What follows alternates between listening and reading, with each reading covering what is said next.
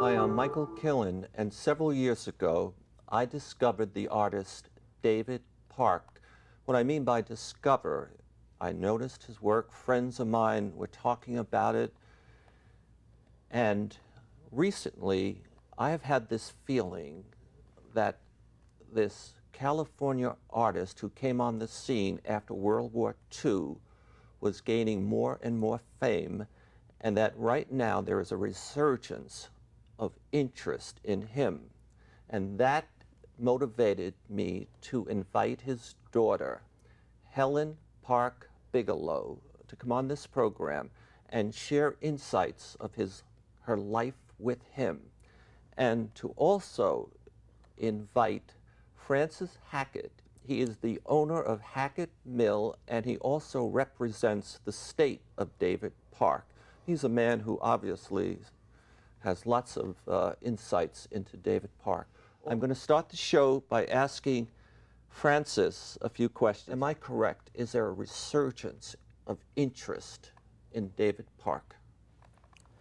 I would say that there isn't so much of a resurgence, more of an in-depth look and passionate journey into his world and his body of work.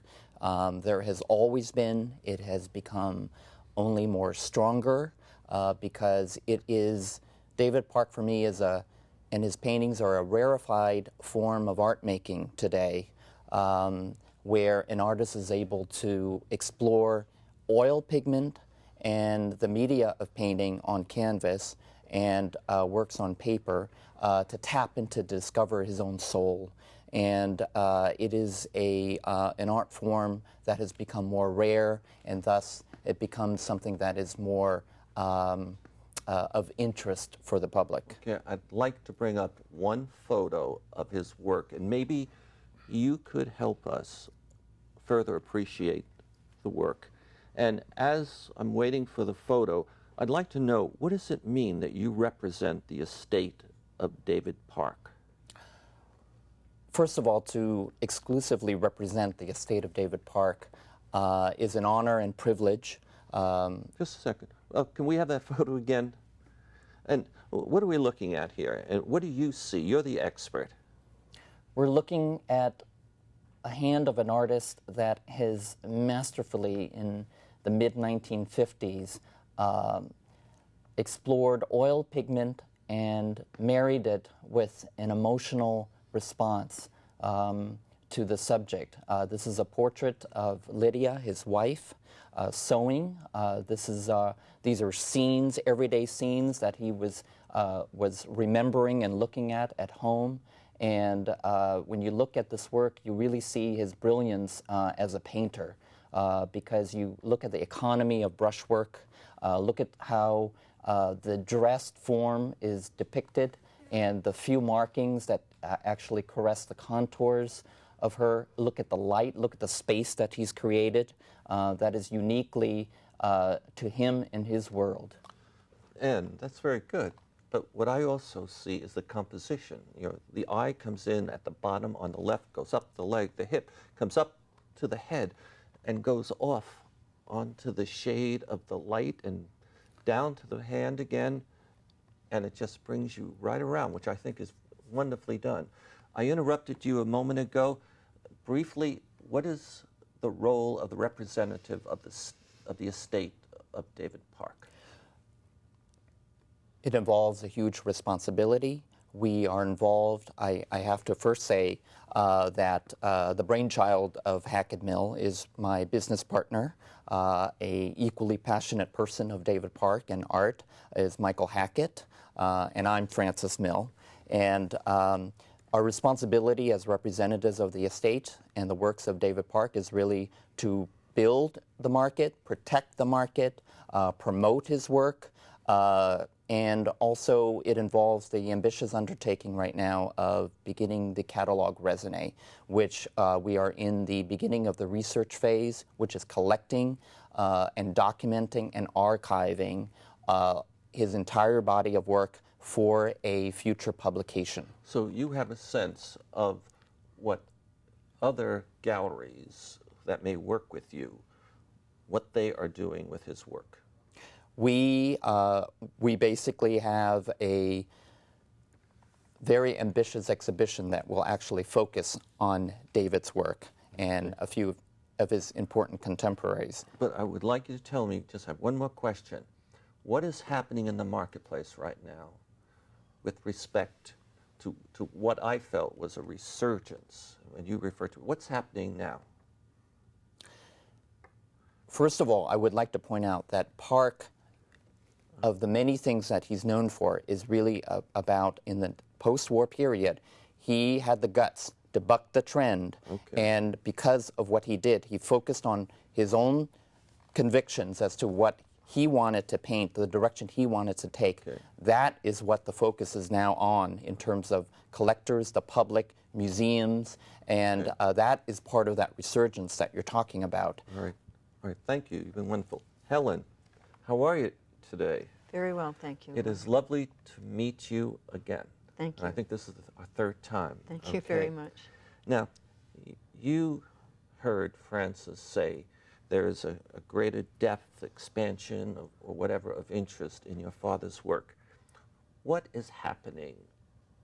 Are there retrospectives, or what's going on that makes me feel this deep expansion of interest in his work? There will be a retrospective, probably in 2016 or 17 at SF MoMA, San Francisco Museum of Modern Art, when it reopens, or shortly after it reopens. It'll be a full retrospective of my father's work, and it will travel to 2 other venues. Over what time period? Probably 2 years. Okay, so having a retrospective at SF MoMA is an important development, isn't it? Yes, yes. And I was wondering, I mean, we all have parents and children, and we all sometimes think about how our children feel about our success, and they probably think of, okay, all of that. How do you feel? I know you've written a couple of books, including this book. Can I get a photo of it? Holding Nothing Back. And I want to share, my wife read it from beginning to end, and she referred to it as a book, an art book that she really found fascinating. I think it had to do with not just the photos, which is what we always see, but also the intimate details and understanding of it. How do you feel when you walk into a museum and you see one of your father's great works, and you know 5,000 people in the next month are coming to see it? How do you feel? That's a crowd. My answer is crowded. My mind is always crowded. My heart is crowded at those moments. I am very, very humbled and very proud and very moved to see the work. I have loved all my life eavesdropping and listening to things that other people say, and I've heard the works. I've heard everything from what is this doing in a museum? My kid could do this. To this guy's a genius. Someday everybody's going to be standing in line at the Metropolitan waiting to get into his show. I've heard the whole works, and I have listened and loved doing that. But mostly what happens when I stand close up, as close as I can get, 2 or 3 feet to one of his paintings, I'm so aware of him. I'm so deeply aware of him. I can almost smell the oil paint. He stood there, his arm went out with the paintbrush working, and I can feel it. It's very moving. So this brings you back to your childhood and early adult years, because I know he passed very early. How old were you when he passed? I was 27. He was 49. 27. But you and he lived together for quite a while. Okay. And so it brings you back to those days. Mm-hmm. And now, well, first of all, you said your mind gets clouded when you're there and you're thinking about Yeah, I said crowded. It's just, there's so much happening, So much, okay. and I wanted to take issue with you on that because I have observed you. You are a very clear thinker, okay, as well as a very creative thinker. But it gets crowded, huh? It gets crowded. It's emotionally crowded. I long to be able to talk to him about different paintings and ask him questions I wish that I had asked when I could have, but didn't think of them then.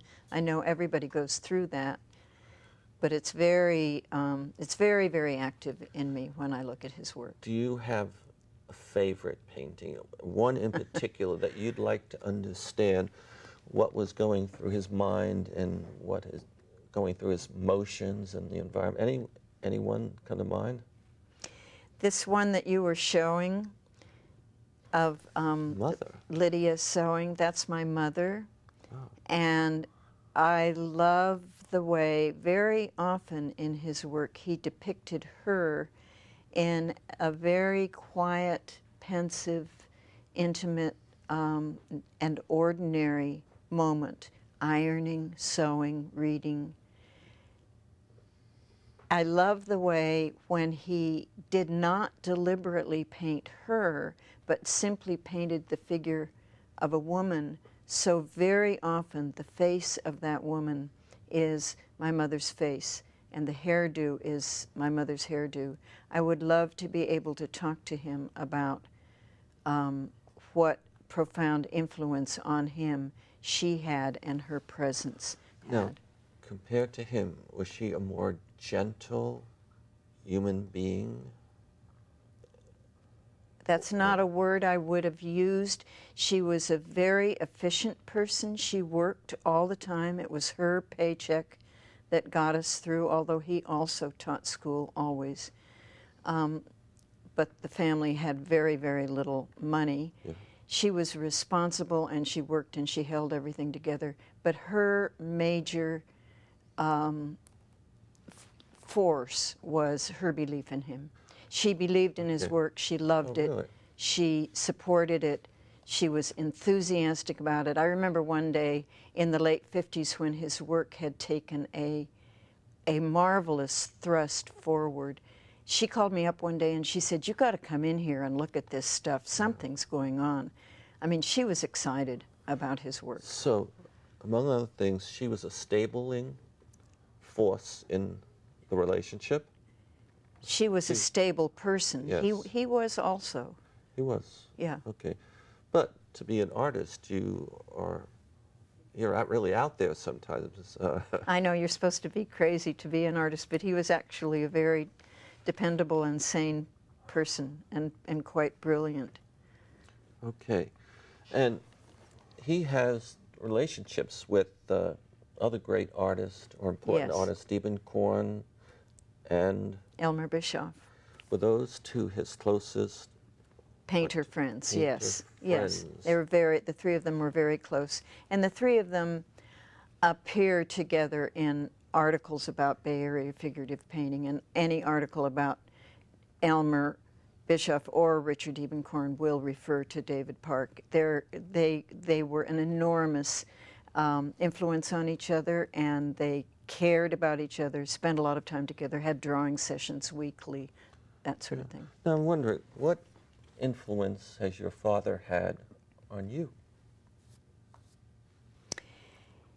One of the things that happened, because he had exhibitions in museums or galleries, is that from time to time he'd be asked to write something for an exhibition catalog. And one of the things that he wrote was he called out 4 words. He called them his gods, his idols. The words are vitality, energy, profundity, warmth. And I discovered those words in some brochure or wherever it is they appeared long, long ago, and they kind of stuck with me and I thought how wonderful it was to know what my father's idols were, what his gods were, that he wanted to imbue into his work. And I decided, okay, I like that. Profundity, warmth, energy, vitality. And vitality. So those were sort of the principles or the elements of the framework of his thinking or emotions that helped guide him. And they became yours? Okay. Yeah, they became mine. Yeah. Well, that's quite interesting. I would like to digress for a moment. I'd like to go back to this book. And I know my wife bought a copy from you, and in that discussion, I found out there were just maybe a handful of copies left. Yeah. And if you're having a big retrospective in 2015, Probably 16 or 17. 16, have arrangements been already made for someone to reprint this book? It's under discussion, and I'm working on it. I want it very badly, and I'm trying to make it happen. Yeah, I would imagine publishers who make art books, knowing that there's going to be a retrospective and probably 2 more major events following it, would find this an opportunity. I know that the publishers who did this book, Hudson Hills Press, would have brought out another issue, but they unfortunately are, I think they're probably going under or near it. So they're not publishing anything new. Okay, so I'd like to go back to your father again, and it has to do with his personality. It seems at some point the world was focused on abstract paintings, okay? And then he comes along, and I believe he did some abstract paintings, and he comes along and he decides to focus on the figure, okay? Right. And so he's bucking the trends. Right. And was he somebody who knew he was bucking the trends? And is he somebody like that? He's willing to charge off in his own direction regardless of the way the world is going? What happened to him as he wrote it, and I'm paraphrasing, he went into his studio one day and he looked at all the paintings that were stacked up against the walls and all over the place in the studio. And what he saw to him looked as if it was the work of a hard-working guy who was trying to be important, and he couldn't stand that. It made him disgusted with himself. And so he packed everything up into his car and took it to the Berkeley City dump and threw it all away. So he no longer felt he needed to try to be important. He had arrived at that. He said, as you grow older, mind you, he was 48 at the time, as you grow older, it occurs to you that you have to do what you want to do. Okay. One last question. When you were over in my studio, you looked at one of my paintings, and I'm paraphrasing, you corrected, and you said, I'm not doing anything like your father did. And I think you volunteered, I'm into the message when I paint. I'm really out to influence. Okay. But what did you say your father was trying to do? I tried to express to you that he didn't paint in order to get a specific message across. I think what he painted, what he tried to do as he was painting, if he was painting a figure, if he was painting a head, he tried to paint the best head he possibly could paint. If it was a woman sitting at a table or a woman sewing, as in that painting we were looking at, he tried to make everything in that room and the feel of it and all of it be the best that it could be for its sake, not to give a message, but for its own purity. First, I want to thank you. You're I find welcome. it an honor to have this discussion with you. Thank you very much. Good. I'd like to go. What advice do you have for collectors who want to expand their collection of David Park's work? My advice would be to allow themselves to see and feel and be moved. Roberta Smith, the New York Times art critic, said it very well, that David Park is an artist that we need to see, long overdue for a retrospective. His work will light a fire under any young painter today because his work teaches us how to look, a skill that we are endangered of losing. And from my experiences, from my business partners' experiences together, we have only known collectors of Park works that are primarily very deeply passionate. There are no casual collectors of his works. People have their own personal connection with him and his soul through the work, and our best collectors have always gone deeper and deeper in their understanding of the entire movement that has been led by Park himself. Okay, I would like to share, your organization was kind to send me 3 high-quality photos of his work. And I have to admit, I was touched when I looked at those photos. And it's truly amazing. And to me, to some extent, he's a very rich surface painter. Okay? And also, and other qualities that you point out, and again, you know, I'm moved by composition to a good extent. So I want to thank the 3 of you for being a guest on this program, and I was honored to meet all of you, and I want to thank you very much. Thank you. Thank you. Speaker today is Michael Killen, who comes at this from a rather different point of view. He is a longtime TV journalist, talk show host. He has been in the media for most of his life. He's the author of several books. He's been a leader in several businesses. But sometime a decade or perhaps more ago, he started getting into sustainability and climate change. That led him to an interest in art, and to art which might somehow contribute to this very interesting and very rich debate about climate change.